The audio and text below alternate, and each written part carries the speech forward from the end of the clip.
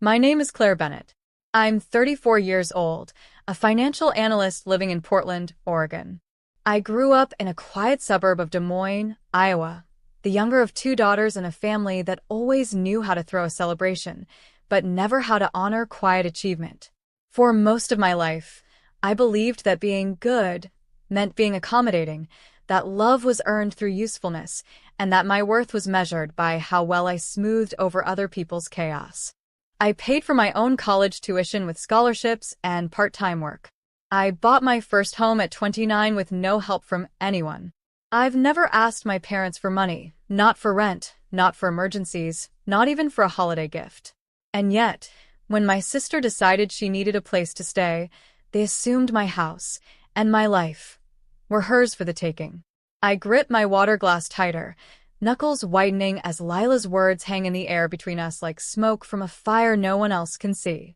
So, next week, I'll be moving into your place, she says with a casual smile, as if announcing she's switching to oat milk or signing up for a yoga class, just until I figure things out.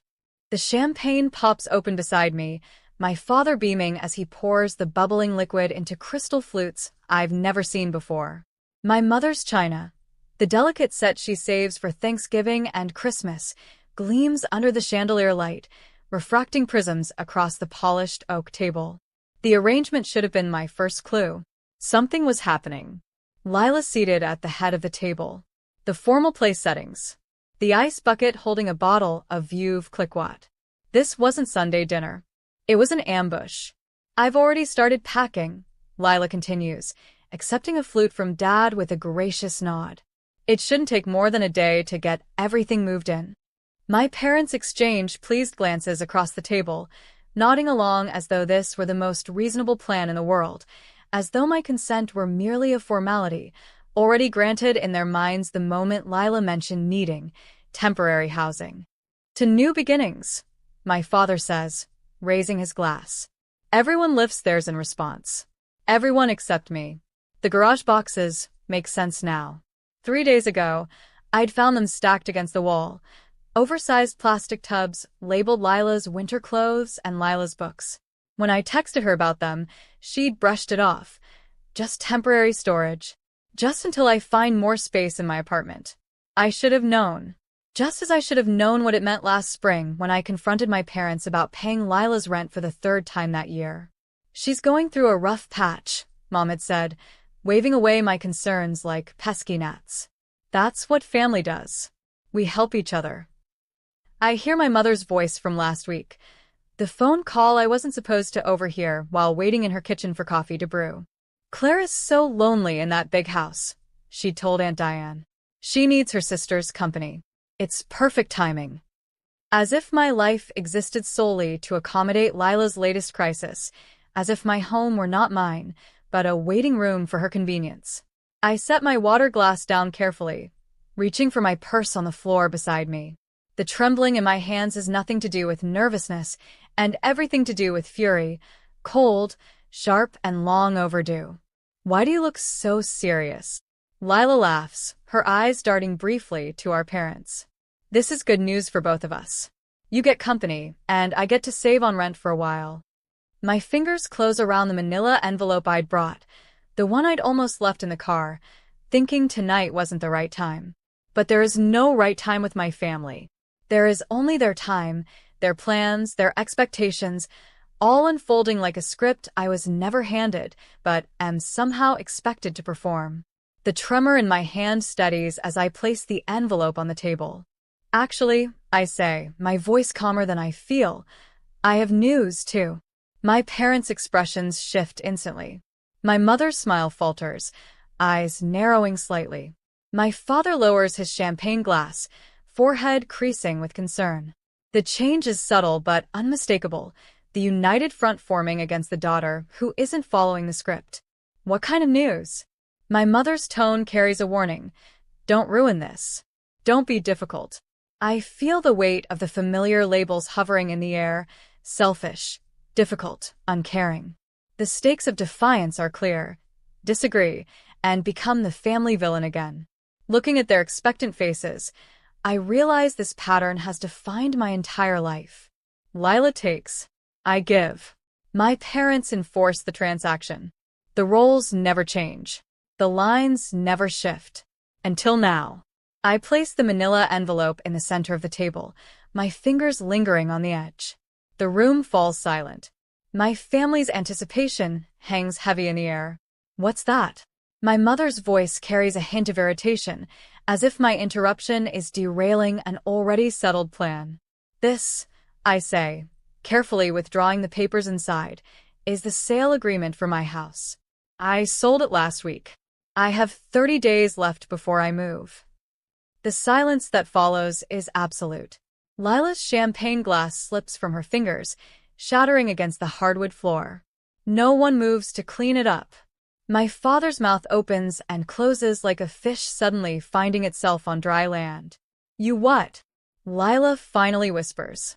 I flip through my phone, pulling up the Pinterest board I discovered this morning. Interesting timing, isn't it? I turn the screen toward them, displaying their meticulous board labeled Lila's new room. While you were planning to move in, Mom and Aunt Diane were already designing your future bedroom in my house. My throat tightens as I watch recognition flash across their faces, guilt, surprise, then defensiveness. 9 years of saving every possible penny, working overtime, sacrificing vacations and new clothes, all to afford that house, my dream home, my sanctuary, the first place I ever truly owned. And, to them, it was just another resource to be redirected to Lila. My father stands abruptly, towering over me. You can just cancel the sale, he says, waving his hand dismissively. These things have cooling-off periods. My mother rises too, resting her hand on his arm. Claire, we already promised Lila she could stay as long as she needed. You can't possibly expect her to find a place in 30 days. Actually, and Diane pipes up from the end of the table, we were going to move most of her things next Tuesday while you were at work, just to make it easier for everyone. The coordinated betrayal steals my breath. I glance at Eleanor, my mother's oldest friend, sitting uncomfortably beside Aunt Diane. She stares fixedly at her plate, avoiding eye contact with everyone. You can't do this, my father says, his voice hardening. What about your property taxes coming due? You know, I always help with those. The implied threat isn't subtle, his one annual contribution to my finances, dangled now as leverage. Claire, my mother says softly, her voice taking on the concerned tone she uses when discussing unstable people, I'm worried about you. This kind of impulsive decision-making isn't like you. Are you feeling all right? Have you been taking care of yourself? I recognize the strategy immediately. If not compliant, then possibly unwell. It's a familiar path in our family dynamic, one that's kept me in line for years. You did this on purpose, Lila accuses, tears streaming down her face. You found out I needed a place to stay and sold your house just to spite me. The accusation lands like a physical blow. This is how it always goes. My boundaries recast as cruelty, my self-preservation painted as selfishness. For a moment, I consider explaining the truth, the catastrophic roof replacement that drained my savings, the waterline break, the heating system failure, the mounting financial pressure that made selling not just advisable, but necessary. But what would be the point? They've already cast me as the villain in this family drama. Why give them more ammunition? I made this decision for my own reasons, I say instead, keeping my voice steady. And it's final. So, you're just going to leave your sister homeless? My mother's voice rises. After everything we've done for you? The familiar weight of guilt settles on my shoulders, the invisible ledger of family obligation that only ever seems to accumulate in one direction. Lila isn't homeless, I point out. She has an apartment. And if that doesn't work, she has your spare bedroom. That's not the point, my father interjects. Family helps family. Period. Anyone? The unspoken remainder of that sentence hangs in the air. And you're not being family. I think, I say carefully, gathering the sale papers back into the envelope, that we have different definitions of help. Under the table, I feel a gentle squeeze on my hand. Eleanor, still avoiding eye contact with everyone else, whispers so quietly I almost miss it. Good for you. It's a small validation, but in this moment, It feels monumental. One person in this room doesn't see me as selfish or cruel for protecting myself. The first call comes Tuesday morning while I'm fixing my coffee. Aunt Diane's name flashes on my phone screen, unusual for a weekday before 9 a.m. "Claire, honey, I just talked to your mother," she says, her voice carrying that particular tone reserved for funerals and family scandals. "Is it true you sold your house just to keep Lila from staying with you?" My coffee sloshes over the rim of my mug, scalding my fingers. "What?" "Lila called me in tears last night. Said you sold your beautiful home out of spite, knowing she needed a place to stay." The burning on my hand fades as a different heat rises in my chest. "That's not what happened. Your sister will be homeless, Claire. I never thought you could be so cruel." The calls continue all day. Uncle Frank, Cousin Maya, even my father's golf buddy Rick, whose connection to this situation escapes me entirely. Each conversation follows the same script. Lila's desperate situation, my apparent heartlessness, their profound disappointment in me. While preparing dinner, I make the mistake of checking Facebook. Lila's latest post appears at the top of my feed. The hardest lesson in life is learning who truly has your back when times get tough.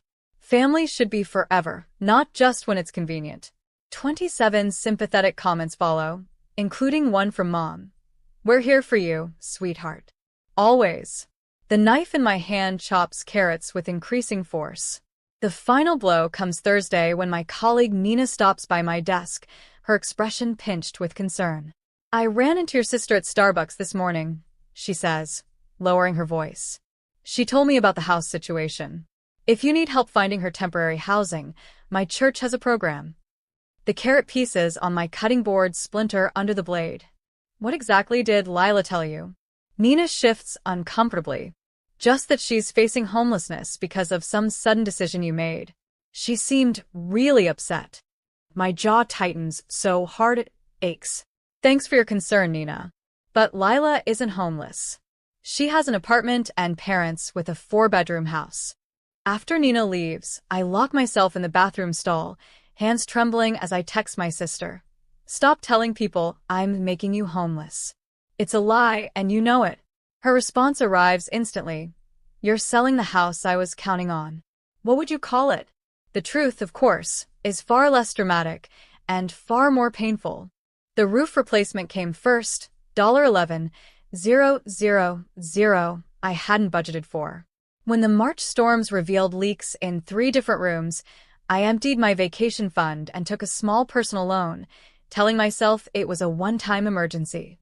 Then the main water line broke in April, $8,200 for emergency repairs and landscape restoration. I canceled plans to visit my college roommate in Seattle, picked up weekend freelance work for a local marketing agency, and ate ramen for dinner more nights than I care to admit. The heating system failure in June was the final blow, $5,000 I simply didn't have. Each night after work, I'd sit at my kitchen table surrounded by spreadsheets and bank statements, calculating and recalculating figures that refused to balance. The crying started around then, silent tears that came only after midnight, when I was certain no neighbors walking dogs might glance through my windows and see the truth, that the woman they waved to each morning, the one who always appeared composed and capable, was falling apart behind closed doors. My reflection in the bathroom mirror each morning revealed the cost. Dark hollows beneath my eyes that concealer couldn't quite hide, collarbones more pronounced against my blouses. When my pants began slipping at the waist, I punched new holes in my belt rather than buy smaller sizes. Temporary situation. Temporary solution. While maintaining this facade, I packed my home each evening, 9 years of memories sorted into keep, donate, and trash. Books that once lined entire walls now filled boxes stacked in corners. The wedding photos of friends, the graduation pictures of cousins, the vacation snapshots, all bubble-wrapped and nestled in containers labeled with blue marker. Through it all, I documented everything. Bank statements in chronological order, house repair invoices filed by date and category, text messages screenshot and saved. A fortress of paper proof against the siege of family fiction. While packing my office bookshelf, I found it, a framed photo, I'd almost forgotten. Me standing on the front porch of this house the day I signed the mortgage papers, keys clutched in my hand, smile threatening to split my face. The realtor had taken it as a surprise, catching the exact moment I realized I'd actually done it, purchased a home entirely on my own. I traced the frame's edge, remembering that feeling. Pride without apology, accomplishment without anyone else's approval attached. I placed it carefully at the top of the nearest keep box. This tangible reminder of what I built, and what no one can diminish. The doorbell rings Saturday afternoon while I'm wrapping dishes in newspaper. Through the front window, I spot my parents' Buick in the driveway. Lila's red hatchback behind it. No warning text. No courtesy call. I consider not answering, but the knocking grows more insistent. When I open the door, they file in like undertakers, solemn, judgmental, prepared to manage a difficult situation. Mom spots the boxes immediately. "You're really going through with this madness?" I fold the newspaper around another plate, securing it with tape. "The closing is in 3 weeks. Your sister needs you." Mom's voice rises slightly. "You've always been selfish, but this is beyond understanding." The plate in my hands remains steady, though something shifts inside me. I've spent my entire life being told what Lila needs. The words emerge calmer than I feel. Did anyone ever ask what I need? Dad clears his throat. "Claire, be reasonable. I need financial stability. I need to sleep at night without panic attacks about bills. I need to not drain my retirement fund for house repairs I can't afford." I continue wrapping dishes methodically. Unlike past confrontations, I don't stop what I'm doing to give them my full attention. I don't offer beverages or comfortable seats. I continue my work while they stand awkwardly in my half-packed kitchen. "We're your family," Mom says, voice wavering between anger and disbelief. "Yes, you are. And I've never once asked you for money. Not for college, not for my first apartment, not for this house, and not for the repairs that drained my savings." For once, they have no immediate response. Lila stares at the floor, unable to meet my eyes. Dad examines the ceiling as if architectural features have suddenly become fascinating. I realize with startling clarity that I no longer need their approval or their understanding. The constant ache for validation I've carried since childhood has quieted, replaced by something sturdier. When I stand to reach for another stack of plates, I notice my posture has changed, shoulders back, spine straight, eyes level with theirs instead of downcast as usual. The physical manifestation of an internal shift. Eleanor arrives that evening with Thai food and 2 bottles of wine. She helps me pack photo albums while sharing stories of her own sister, the one who didn't speak to her for 3 years after Eleanor refused to co-sign a loan. "Family patterns are the hardest to break," she says, carefully wrapping a crystal vase my grandmother left me. "But sometimes breaking them is the only way forward." Monday brings an unexpected text from my colleague Marcus. "Need help moving? Got a truck and strong back. Family often sees us least clearly. Just say when." That afternoon, Rachel, my financial advisor, emails confirmation of my townhouse application approval. "Based on your financials, this move reduces your housing costs by 42%. The right decision for your long-term security. Call if you need anything else." The contrast strikes me as I review these messages over dinner. These people ask what I need rather than telling me what to give. They offer specific help instead of vague demands. That night, I spread my financial documents across the dining room table: bank statements, repair invoices, property tax assessments, retirement account withdrawals, everything meticulously organized. The complete picture of my financial reality. Tomorrow's family meeting won't be an intervention for me, but a reckoning with facts they've chosen to ignore. My one advantage remains unspoken. The sales agreement includes a 30-day rent-back clause. For a month after closing, I can stay in the house while finalizing my townhouse purchase. Breathing room they don't know I have. At exactly 7 p.m. Tuesday, the doorbell rings. When I open it, I find not just my parents and Lila on the porch, but Aunt Diane, Uncle Frank, and Cousin Maya standing behind them, a family firing squad assembled for execution. I stand at the head of my dining room table, a position that feels foreign yet right. The manila folder in my hands holds every financial statement, every bill, every painful reminder of why I had to sell my home. My fingers no longer tremble as I open it. Before anyone says another word, I need you all to see something. My voice carries a steadiness I don't entirely recognize.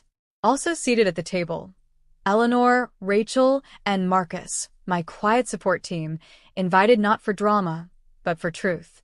I lay out the documents methodically, arranging them in chronological order. Bank statements, emergency fund withdrawals, contractor invoices.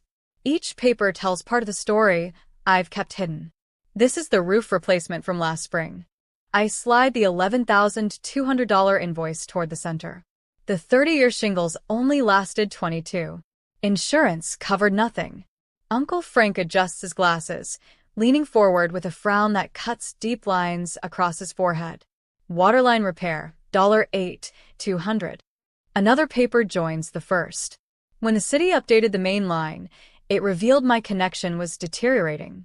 No warning. No payment plan. My mother shifts in her seat, but remains uncharacteristically silent. Heating system replacement, $5,000. The third major bill completes my trinity of home ownership nightmares. The energy efficiency rebate covered barely a quarter of the cost. I maintain direct eye contact as I speak, something I rarely managed in family confrontations before. Rachel nods almost imperceptibly from her seat near the window, encouraging me to continue. My emergency fund is gone. I place my bank statement on top, the balance painfully clear. My financial advisor recommended selling while the market is still hot, rather than risking a forced sale later when I might be underwater. Lila's chair scrapes against the hardwood as she stands abruptly. This is creative accounting, Claire. You've always been good with numbers when it suits you. Her voice carries the familiar accusatory edge. You're just trying to avoid your family responsibilities. Frank, Uncle Frank, who I've feared disappointing since childhood, surprises me by turning toward my sister. Lila, what's your current employment situation? Last I heard, you were between jobs.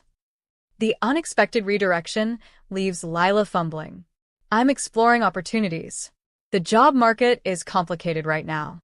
My mother jumps in. Frank, this isn't about employment. Family duty exists regardless of finances. Claire has always had that beautiful house with all that extra space. Speaking of space. Aunt Diane interjects, her reading glasses perched on her nose as she examines my heating bill. Why can't Lila stay with you and Robert? You have that guest room you just redecorated. The conversation shifts like a current, pulling away from me and swirling around the room as family members begin questioning the arrangement I've endured my entire adult life. Eleanor clears her throat. I've known this family for 20 years. Claire bought her house without any family financial support. Meanwhile, I've watched Lila receive help with rent, car payments, and credit card bills repeatedly. Her voice carries the weight of long observation. The pattern has been clear to everyone except those closest to it. Rachel straightens her blazer before speaking. As Claire's financial advisor, I can tell you that enabling financial dependency ultimately harms both parties. The one giving depletes their resources, while the receiver never develops crucial life skills. Marcus, sitting quietly until now, leans forward. My brother lived with my parents until he was 42. They paid his bills, made his appointments, solved his problems. When they passed, he had no idea how to function. He lost their house within a year because he never learned to manage money. He glances at my parents. Sometimes the most loving thing is to stop rescuing someone. The room falls unusually quiet as these outside perspectives penetrate the family mythology we've operated under for decades. Uncle Frank breaks the silence.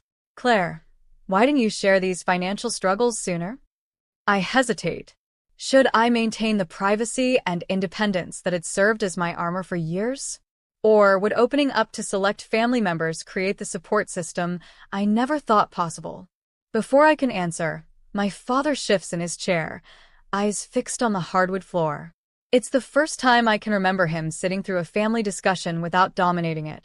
My mother's rigid posture gradually softens, her hands now resting open on the table instead of clenched in her lap. Lila stands suddenly, grabbing her purse. This is ridiculous. You're all acting like I'm some kind of parasite. Claire has always been the golden child with her perfect house and perfect job, while everyone ignores how hard things have been for me.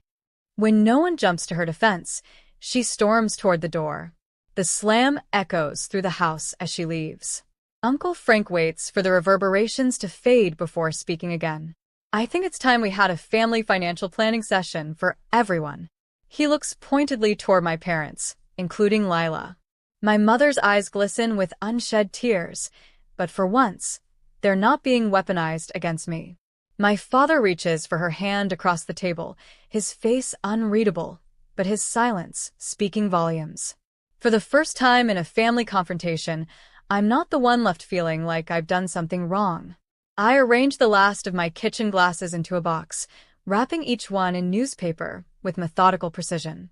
My final week in my 30-day countdown, and the house already feels hollow, memories peeling away with each item packed. The doorbell rings. I check my watch right on time. My parents are nothing if not punctual when they have an agenda. I open the door to find not just my parents, but Lila, too, standing on my porch like a united front. My mother clutches her purse with white knuckles. My father's smile appears rehearsed. "Claire, honey," my mother says, stepping inside without waiting for an invitation. "We've been talking, and we think we found the perfect solution." "A compromise," my father adds, his voice carrying that false cheerfulness he reserves for difficult conversations. Lila follows them in, her eyes darting around my half-packed living room before settling on me with a practiced look of gratitude. "I really appreciate you hearing us out." They arrange themselves on my couch, the only piece of furniture not yet wrapped in moving blankets, while I remain standing. The power dynamic isn't lost on me. "We know selling the house is your decision," my mother begins, punctuating her words with a nervous laugh. "But instead of Lila moving in with you, what if you helped her get her own place?" My father nods enthusiastically, carefully avoiding any mention of actual numbers. "Just enough to get her started. With your success, it would hardly affect you." "Unlike me," Lila interjects, her voice soft and rehearsed. "Some people just have bad luck, you know." The implication hangs heavy in the air. "You're successful. She's struggling. You owe her this." My mother leans forward, her voice dropping to a conspiratorial whisper. "Claire, the family has always stuck together. If you can't help your sister just this once," she trails off. The thread is clear. Cut Lila off, and I cut myself off from the family. I walk to the dining room table, where I've laid out several documents. They watch me, confusion replacing their certainty. "I'm meeting with my lender tomorrow," I say, picking up a pre-approval letter for a townhouse downtown. The monthly payment will be nearly 40% less than my current mortgage. I hand the letter to my father, whose eyes widen at the numbers. Selling this house isn't just about Lila. It's about rebuilding my emergency savings after 3 major home repairs drained them. It's about reducing my financial stress. I take a deep breath. It's about finally prioritizing my financial health. My mother starts to speak, but I hold up my hand. "I can't support Lila financially," I continue, "but I can help her support herself." I pull a business card from my pocket and hold it out to Lila. She stares at it without taking it. "Our marketing department has an entry-level position opening next week. The starting salary would cover rent on a 1-bedroom apartment. I spoke to HR yesterday, and they'd be willing to interview you." Lila's mouth opens, then closes. For once, she seems genuinely speechless. "This isn't charity," I add. "It's an opportunity.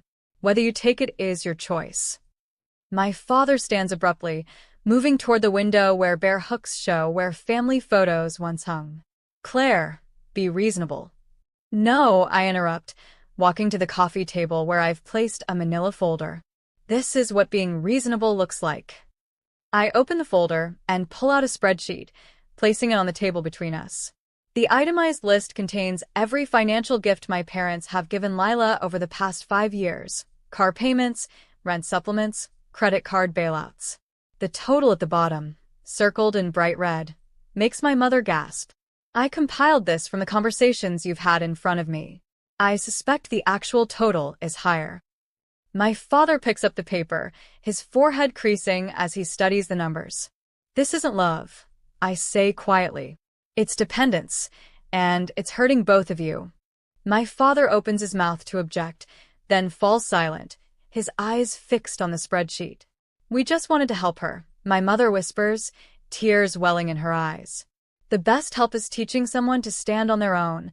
I reply, my voice steady despite the hammering in my chest. You taught me that once, remember?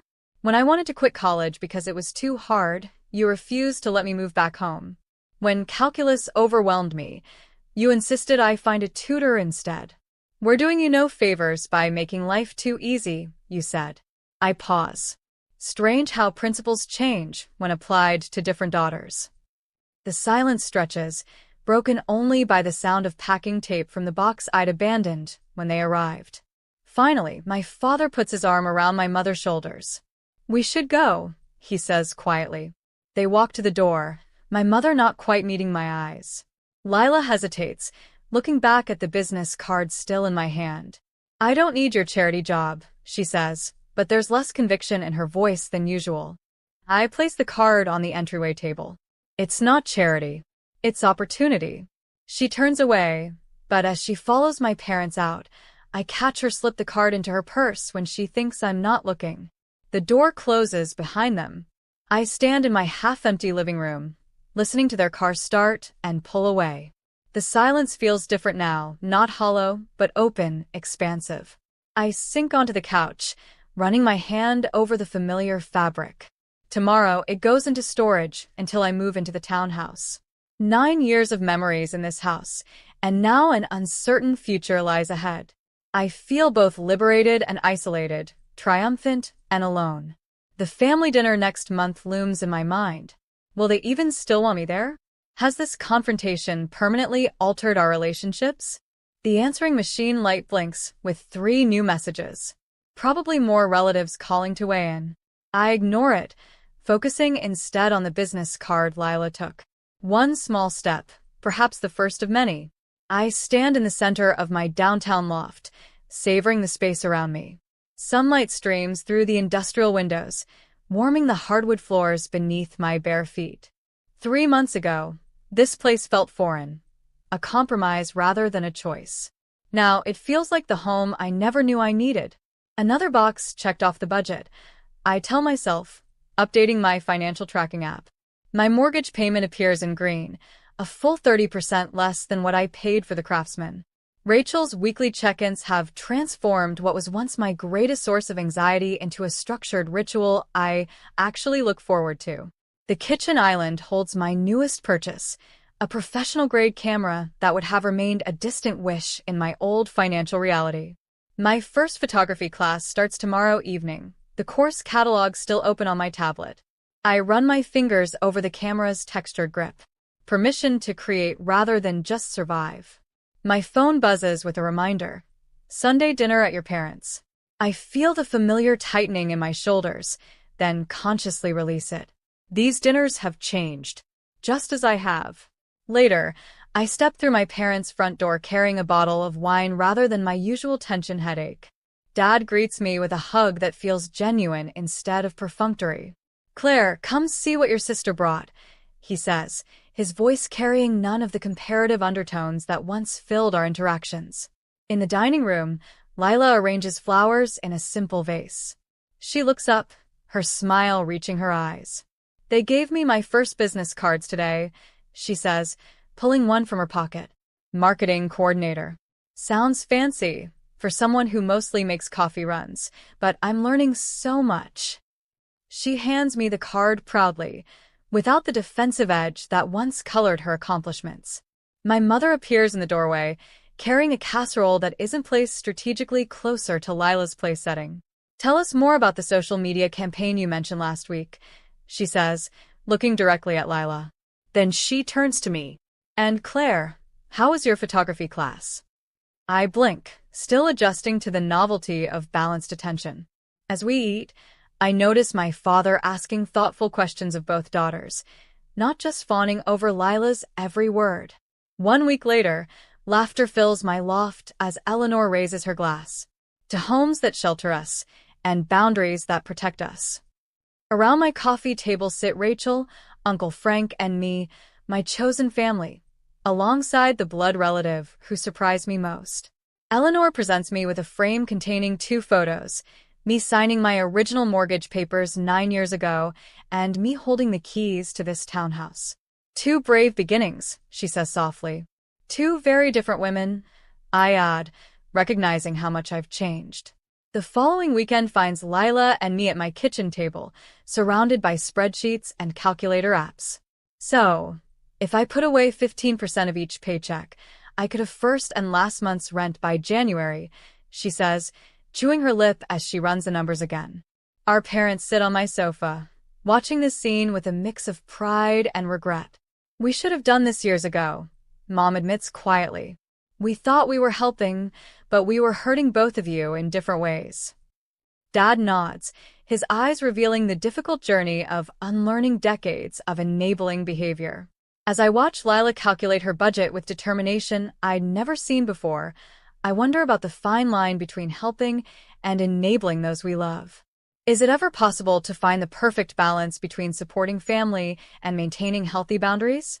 Or must we sometimes allow others to struggle so they can truly grow? The answer, I'm learning, isn't found in perfection, but in presence. In showing up not to fix, but to witness. Not to rescue, but to respect. My townhouse isn't just smaller, it's freer. The walls don't echo with guilt.